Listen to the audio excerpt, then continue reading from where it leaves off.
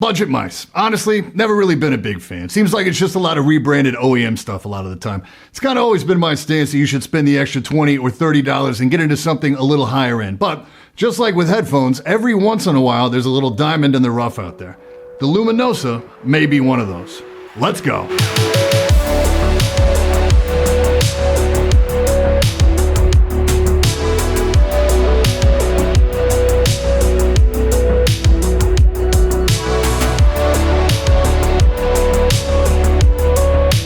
Yo, I'm Brian P. You're watching Bad Seed Tech, and today we're taking a look at the Luminosa gaming mouse from Electronics. For transparency, they did send this mouse out for review, but as you should know by now, doesn't affect my review in any way. Electronics. Who are these guys? Ever heard of them before? Well, it turns out they sell primarily gaming laptops, but one of the guys at the company is an avid gamer and convinced the company to take a shot on the peripheral market.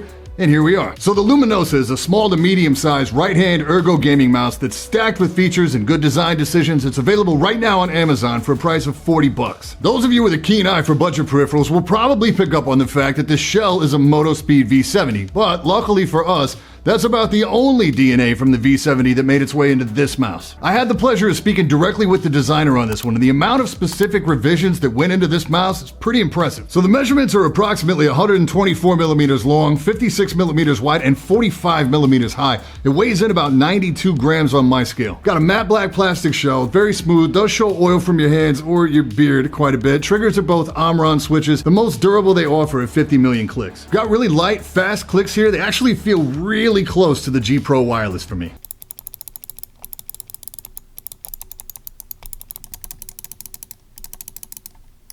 The side buttons, they went with Huano switches. They had a snappier feel. Having used mice with both flavors of side buttons, I actually prefer Huano here, so good call. They went with the most durable switches here as well, which are rated at 20 million clicks. I like the positioning of these. I'm generally a fan of larger side buttons, but due to the overall shell height, these actually ride right along the top ridge of my thumb. In game, you never have to think about where these are. They're right there when you need them. I love the scroll wheel here, but if you've ever used a Motospeed scroll, or more importantly, a Final Mouse scroll, you'll find it to be very similar. They did make some revisions here as well, though. They went with a Huano switch, so the actuation on the Mouse 3 feels snappier and more deliberate. Feels solid. There's no rattle to the scroll at all. It's a light tactile scroll. It's barely audible, and you can adjust how much or how little it scrolls in the software, including a hyperscroll mode. And PS, in case you didn't know, you can go into your Windows settings for your mouse and adjust how many lines your scroll wheel scrolls for literally any mouse, and it doesn't affect things like weapon switching in game. Sensor here is a Pixar 3389. Now, the difference between the 3360 and the 3389 are really close. Depending on what mouse surface I'm using, I might not be able to tell the difference there, but there's a big difference between both of those and the 3310, at least for me. It's generally accepted that the 3360 is going to be a little bit more stable, and the 3389 is going to be a little hotter or a little snappier, but in real world terms, pretty close. Also on the bottom, you get a nice large Teflon glide at the rear and two smaller in the front corners. They also include an extra set in the box for wear or in case you just want to open your mouse and poke around. What you won't find inside is an additional weight that needs removing, so no need to go looking. Even though the mouse feels a little rear heavy to me, there's nothing inside to strip out. Cable here is a stock paracord, or what some may call a phantom cord. It's about as good as you're ever going to get on a stock cable. For the record, no stock cable will ever be as light or flexible as a paracord mod because there legally has to be some shielding in the cable when it's manufactured. That said, this is easily one of the best mouse cables out there, and they even nailed the detail where it exits the mouse being angled up slightly to avoid drag. Alright, let's talk about DPI settings, then we'll touch on RGB a little bit. The mouse ships with 8 defined DPI levels. The color of the RGB on the wheel and the logo indicates your DPI setting. Pretty smart. You'll also have independent up and down DPI select. Not only that, but you can reassign colors per level, so you can pick the color on your primary DPI that most closely matches the rest of the lighting in your setup. Now obviously, to handle all this, you're going to need software. If you don't care about any of these features at all, you can just open the box, plug the mouse in, good to go. I did notice that out of the box at its lowest setting, 400 DPI, it felt a little faster than I'm used to at that setting, so I opted to go in and turn it down a little bit. The downside here is that DPI adjustments are handled in increments of 200 only, so if you play with very specific dialed-in settings, that could be a little tough. Now you can make these DPI adjustments to be whatever number you like for each level. This is also where you can change the RGB to a few different modes or off. You can assign each of the 7 different zones independently,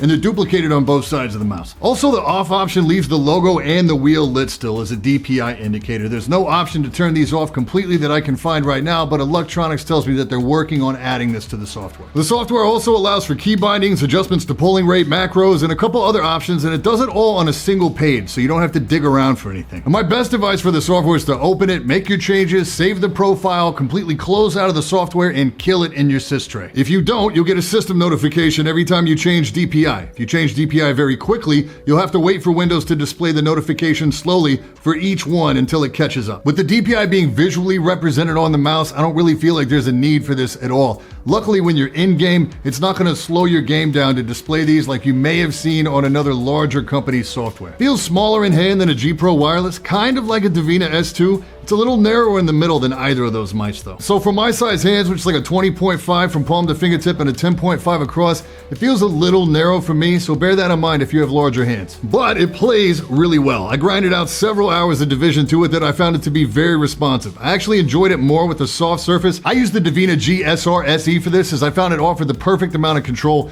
versus something really fast like the Helios that I normally main. I found the sensor to be a little too energetic for me to consistently hit my flick and my swipe shots. There's no aspect of the frame design here that's uncomfortable. For me personally, my only wish is that it would be a little wider, probably a little larger overall. Due to that, not only did I really appreciate the subtle texturing on the plastic sides, it's not rubberized, but I also pushed my thumb a little further forward for support, and I like this little dip in the front that kept my thumb from creeping too far forward on the frame. I was able to keep the same play style I've been using lately, the one I've been dialing in with the Davina S1, so that gets a W for me. Okay, so wrapping up here, the Luminosa is definitely a gem in the rough when it comes to the budget peripheral sector. If Electronics had a little more brand recognition in the peripheral game, they could easily get $60 for this. I should point out too that Electronics as a company is already fleshed out, so things like shipping logistics, inventory levels, customer service, all of that stuff existed before they decided to bring this mouse to market. For a small to medium frame size mouse, there's a lot to like here, with only minor complaints from me for like my beard oil actually transferring to the plastic itself. It's like a personal thing,